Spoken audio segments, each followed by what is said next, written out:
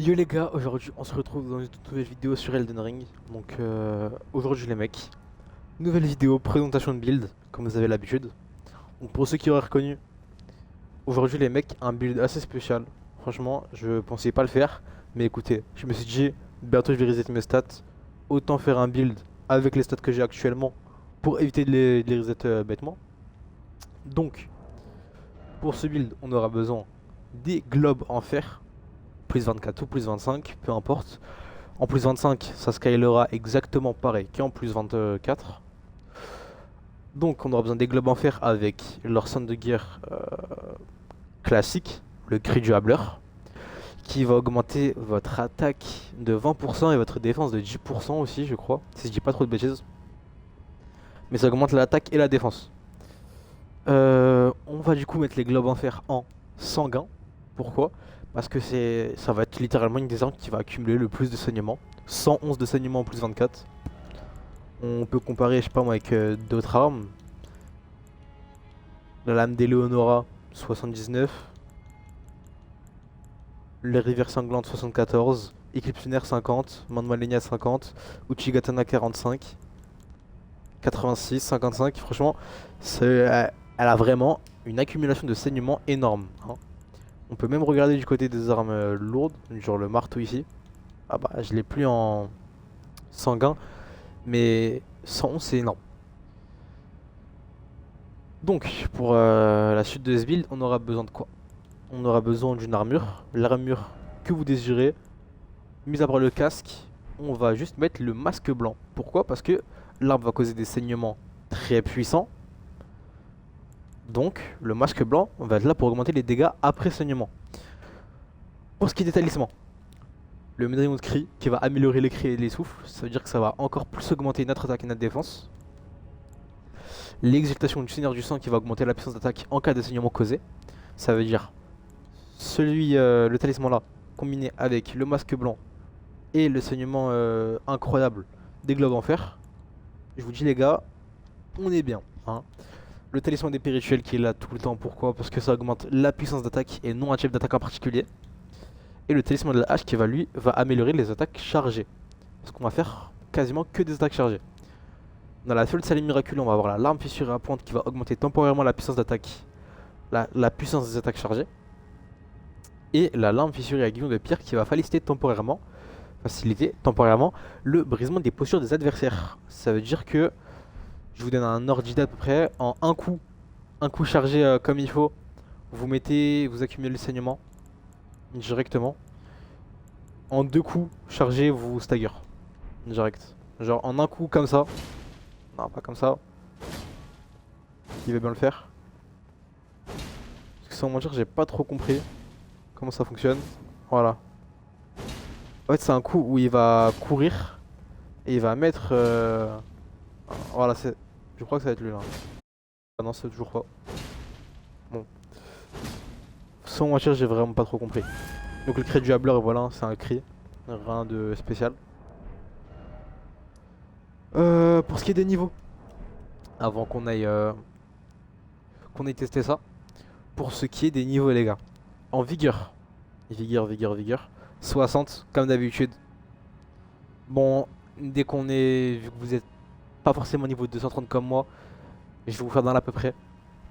En vigueur, minimum 40. Vraiment, c'est le minimum pour encaisser, etc. En esprit, on en a quasi pas besoin ici.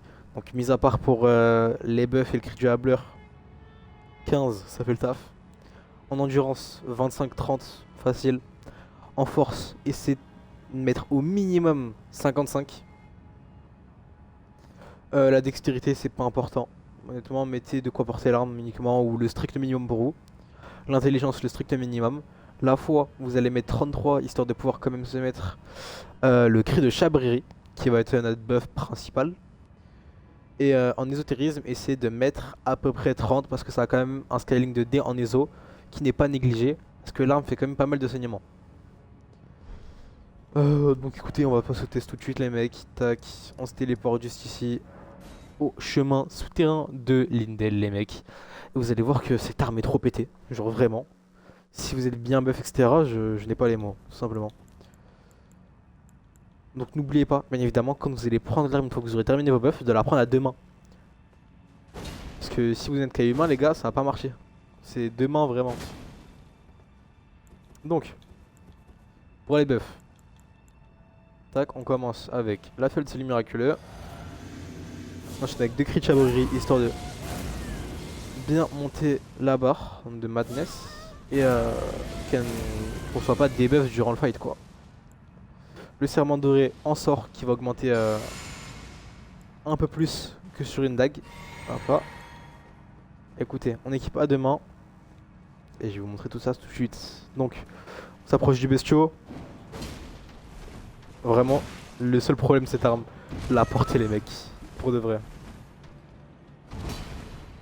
Bon attendez. On va reculer un peu. On a ce heal. On va quand même essayer de se mettre full, bon c'est pas grave. Un. Ah. Deux coups de saignement. Stagger. Fini. Trois coups les gars. Et encore là j'ai un peu foiré parce que du coup j'ai raté le premier coup malheureusement. Je l'ai dès le premier coup, franchement ça aurait été un carnage. On va recommencer, y'a pas de problème. Tac. On se buff. Chabouillerie. Un. Là. Le deuxième. Si la madness monte au maximum, une petite potion de vie et ça va le faire. Hein. Tac. Serment doré. Et j'avais oublié de mettre le cri du hableur comme un imbécile en plus. Donc autant le mettre maintenant. Là. On s'en met deux.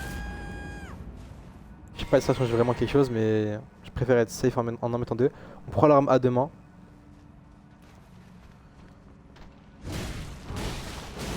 Voilà, ce coup là fait broc instant les gars. Instant le saignement. Bon. Je suis mort parce qu'en fait vraiment je ne sais pas manier cette arme. C'est terrible. On va en revenir parce que quand je vous dis que je ne sais pas manier cette arme, c'est que je ne sais pas manier cette arme.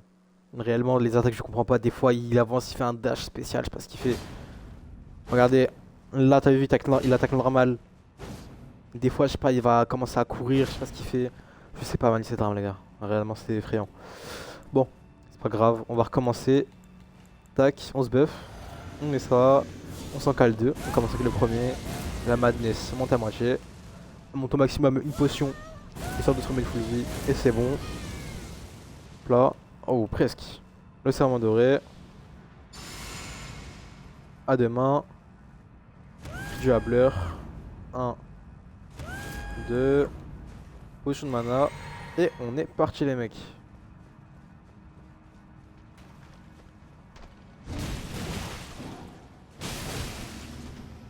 Allez, il stagger.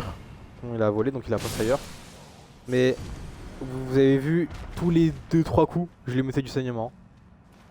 C'est franchement cette arme est pétée, j'ai rien à dire.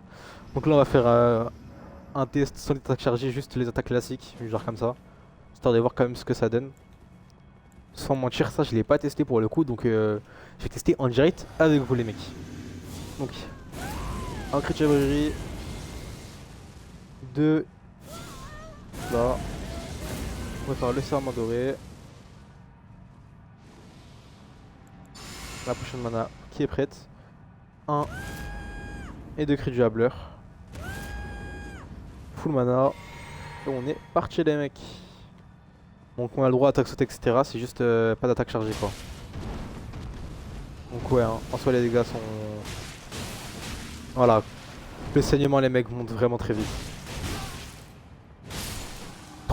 3 coups de saignement les gars. 3 coups. Est-ce que vous vous en rendez compte? Regardez à la vitesse dont l'arme tape. S'il vous plaît. Et je l'avais même pas à deux mains comme un imbécile. Regardez-moi la vitesse les gars s'il vous plaît. Là je suis pas full buff mais on va quand même revenir. On va aller sur lui.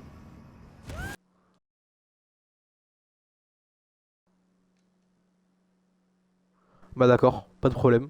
J'ai crash en pleine présentation de build. Donc c'est pas grave les mecs. Écoutez. Si la vidéo vous a plu en tout cas n'hésitez pas à liker, partager, commenter, vous abonner, ça fait extrêmement plaisir. Franchement comme vous avez pu le voir ce build est extrêmement pété hein. Je n'ai rien à dire. Si vous voulez vous faire un Noit avec, franchement allez-y hein. Non je rigole, j'abuse un peu du bail. Mais n'hésitez pas à jouer cette arme. que ce soit pour un petit moment ou un long. Franchement, ça fait le café les mecs. Allez, sur ce, n'hésitez pas à vous abonner comme je l'ai dit et à liker. C'était Vextro, à la prochaine, ciao ciao.